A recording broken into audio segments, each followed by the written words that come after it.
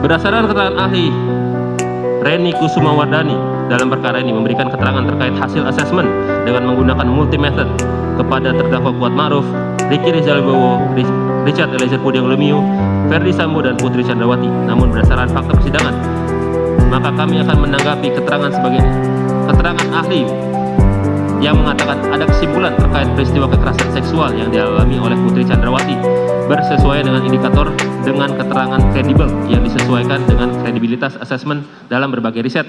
Terdapat 7 indikator dalam keterangannya memenuhi, ada detail informasi, ada akurasi yang bersesuaian dengan pihak lain, dalam hal ini Richard Eliezer Pudiang Lumiu, Ricky Rizal Wibowo, Kuat Ma'ruf, dan Susi, agar tersampaikan dapat terselesaikan secara teoritis.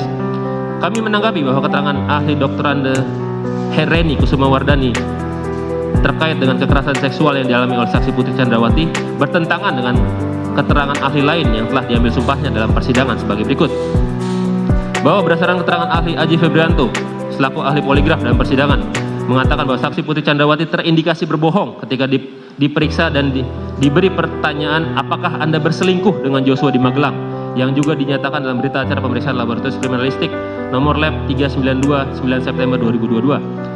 Bahwa berdasarkan keterangan ahli Prof. Muhammad Mustafa, ahli mengatakan pelecehan seksual dapat menjadi motif dalam perkara ini apabila dikuatkan dengan alat-alat bukti. Kemudian ahli mengatakan hasil psikologi forensik dapat digunakan namun dikuatkan oleh bukti lain, tidak boleh hanya bertumbuh pada satu saja. Bahwa sepanjang pemeriksaan di persidangan telah didapat fakta pada kesalahan terdakwa. Kemudian dari fakta-fakta tersebut tidak terdapat adanya hal-hal yang dapat membebaskan terdakwa dari pertanggungjawaban pidana ataupun tidak ditemukan adanya alasan-alasan pemaaf maupun alasan-alasan pembenar atas perbuatan terdakwa.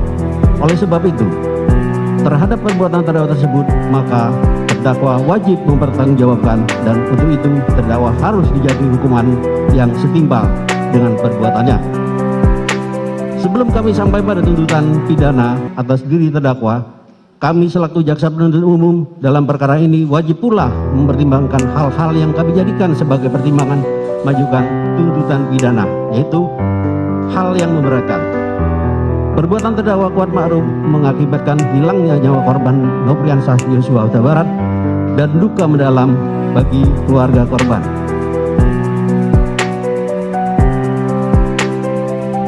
Terdakwa Kuat Ma'ruf berbelit-belit tidak mengakui dan tidak menyesali perbuatannya dalam memberikan keterangan di depan persidangan.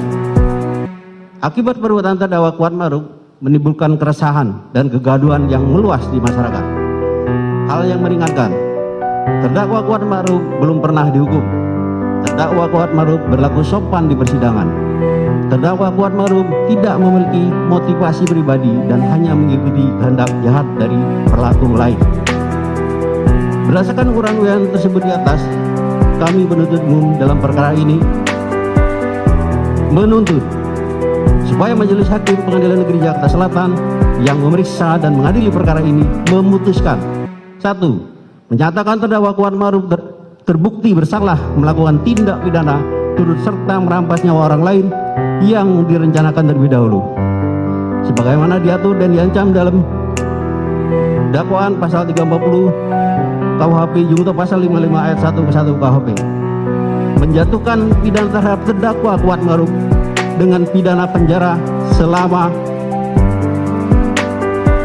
8 tahun dikurangi masa penangkapan dan menjalani tahanan sementara dengan perintah terdakwa tetap ditahan. Menyatakan barang bukti berupa